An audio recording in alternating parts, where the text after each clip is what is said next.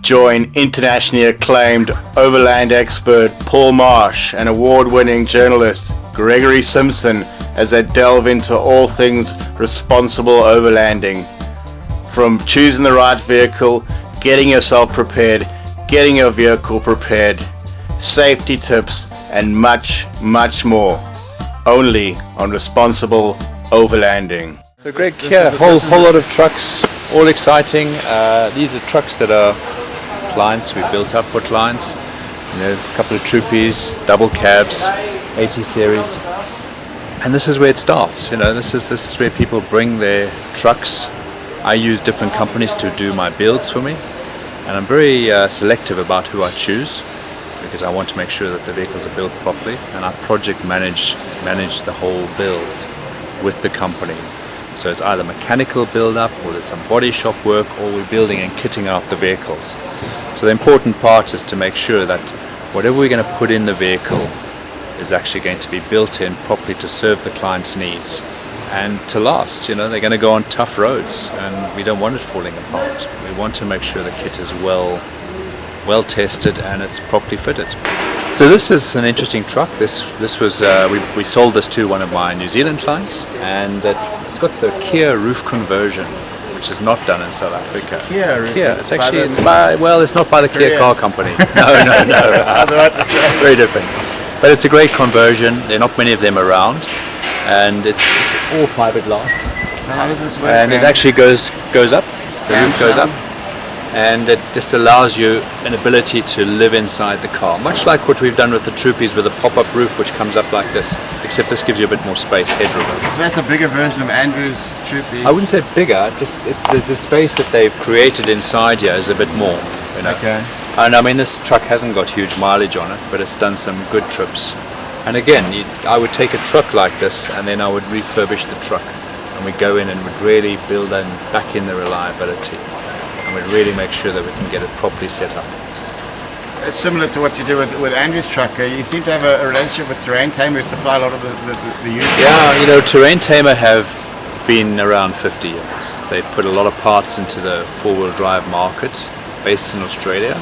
They've got a big footprint in and around the world, and they're actually setting up in South Africa in the next few months. And the good thing about their products is that they package them really well, and they've gone to supply either Toyota quality or better. And I really respect that. The kits that they put together are what's unique. You know, they put together the wheel bearing kits. It comes as a kit with everything you need. They put together the swivel kits for the front swivels to rebuild those whole front knuckles. And there's a lot to be said for how it's packaged when you can buy the kit and it's just complete. Everything's there. So the quality is there, the packaging is there, they fill a great niche in the market. I use them in England. So you know what, it's about finding products that really serve us as an overlanding community. And the companies who put the effort into building vehicles up and, building parts up for us, let's support them, because without them we don't have this access to these beautiful parts. It seems like Terrain Tamer, you could almost rebuild the entire Land Cruiser just on Terrain Tamer. Yeah, they do. They have. I mean, they've gone big. They're not a small company. They are massive.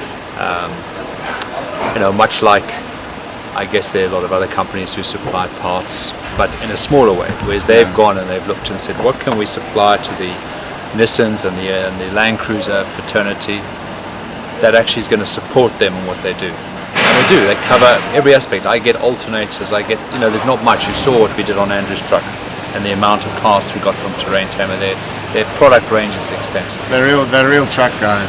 Absolutely. And it's great to have their support, their knowledge, their experience, and we can just work together. South Africa is such a big market for overlanding. Do you ever see a proudly South African overland truck ever entering the market? It's a good thought. You know, there's no reason not to. Paul Marsh signature.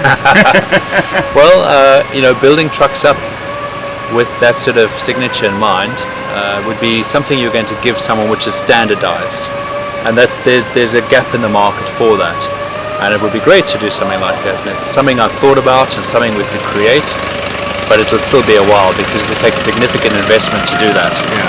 But I'm interested. So Greg, this is actually a 105. It's a client of ours in Australia, And again, we're doing a very simple setup here.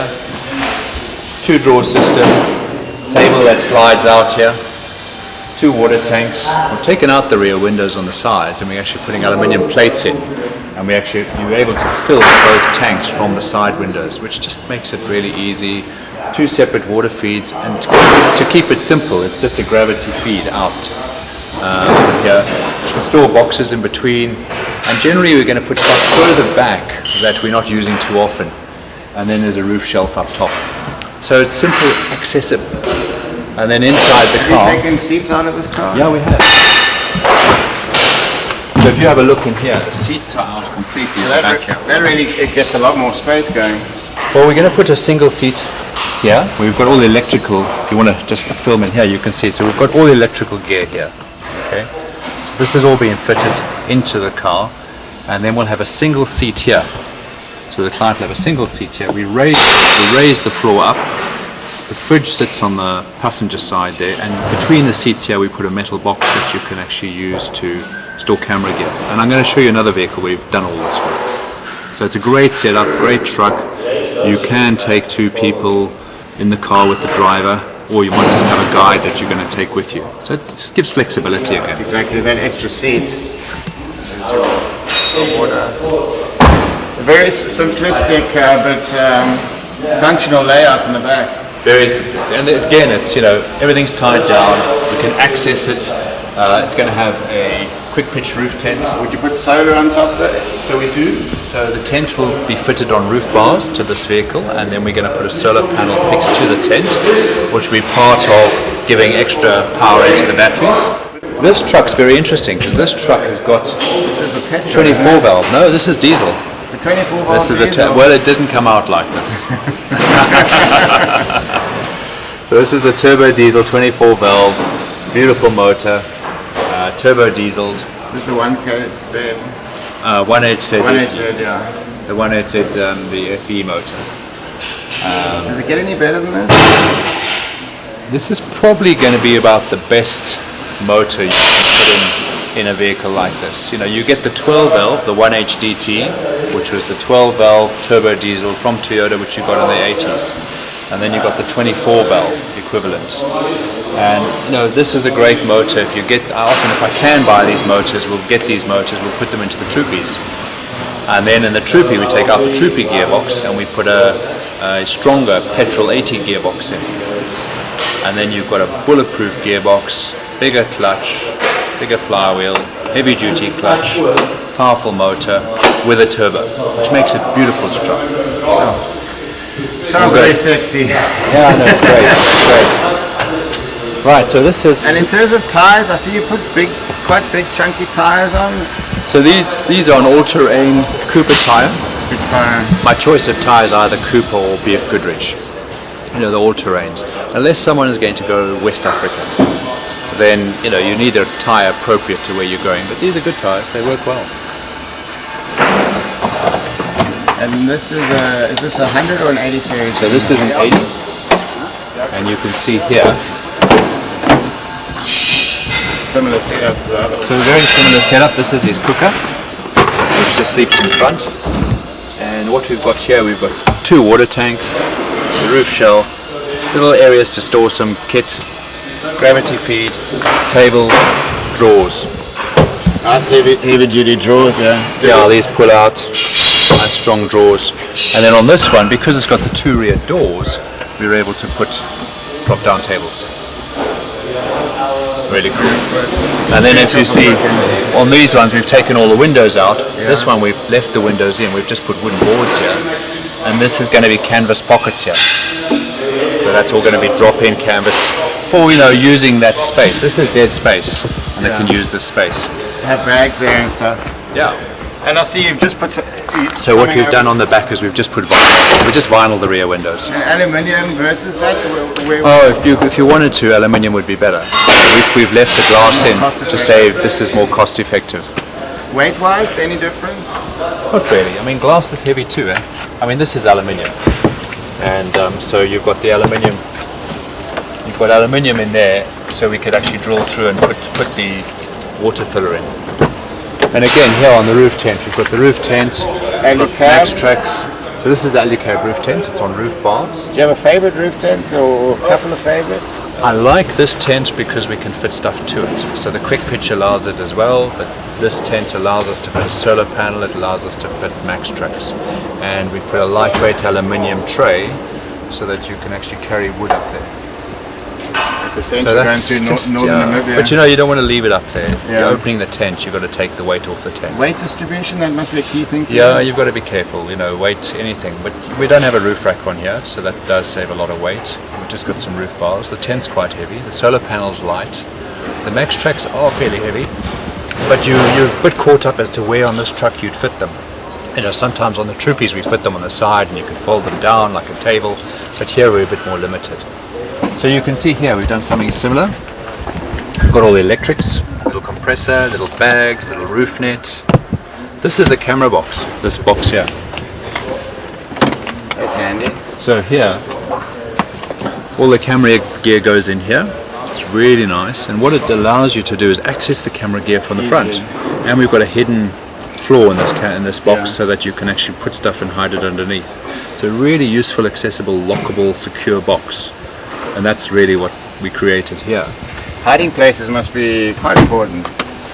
Yeah, you know, you want to be able to hide copies of documents, money, things like that, not where it's always so obvious.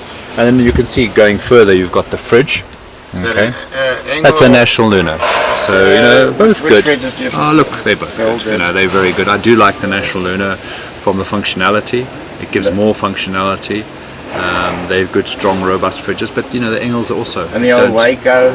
Look, Waco has its place. There's nothing wrong with the Waco. I found that I'm not a fan of the plastic molding. You know, I prefer something a bit more solid. So I like to have the Engel or the National Lunar. And presumably you must have a relationship with a lot of the manufacturers by now. Personally, I don't. I mean, I've known them for years. I know them because I used to import these products into England. So I had sort of the agencies to do National Lunar and Easy On and those.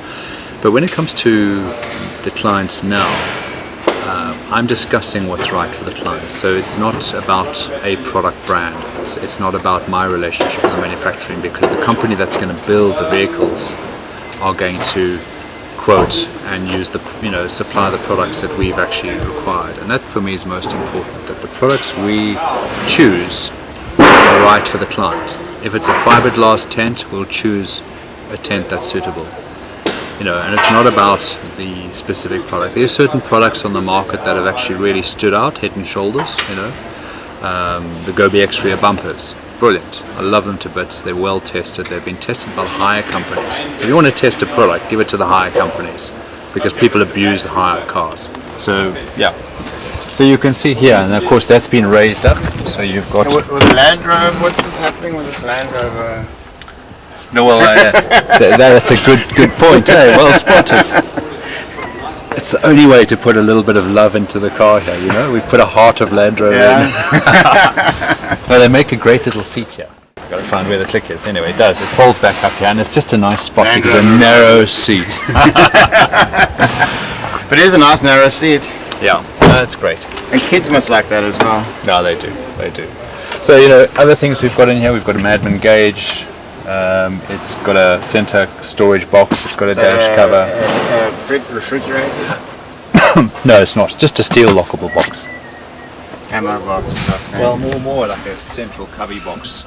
It's got a gear lock. So I'm very against having any electronic immobilizers. In fact, I try and remove them, because I feel that really what you want when you're on overlanding, you don't want any electronics that can give you a problem. So these simple old vehicles, you can remove those. If you need it for insurance purposes while you've got it in town, then have it connected. But when you're on overland, long distance trips, you don't really want an immobilizer. You know, the elephant coming towards you and you're fumbling with your immobilizer? It's a bit worrying. Exactly. So we try not to have anything like that. And the same with the water, is all gravity fed, less to go wrong, no pumps to Nothing break wrong down. with pumps. I mean, if you fit it properly, pumps do work, but you've got to maintain, you know, and there's always an element of something that can go wrong. We fit purification systems into the cars so that it can go through that. If they don't have a water purification system, then I supply a Lifesaver. So Lifesaver is a jerry can style purifier. Works really well. It's simple. Again, it's pressure driven. You pump it up, it forces the water through a filter. It's a good bit of kit. I noticed one aftermarket thing that's Essential on these old cars is 2 cup holders. Yeah, so you'll see there's on the cubby box there's actually two holders as well. Okay, they're great as well. That's essential. And that's nicely made. That often flasks and then water. You need water, and people don't drink enough water when they're traveling. So I'm always saying you've got to rehydrate. So make sure it's accessible. So that's important. You can sweat bullets in the desert. You can. You're absolutely right.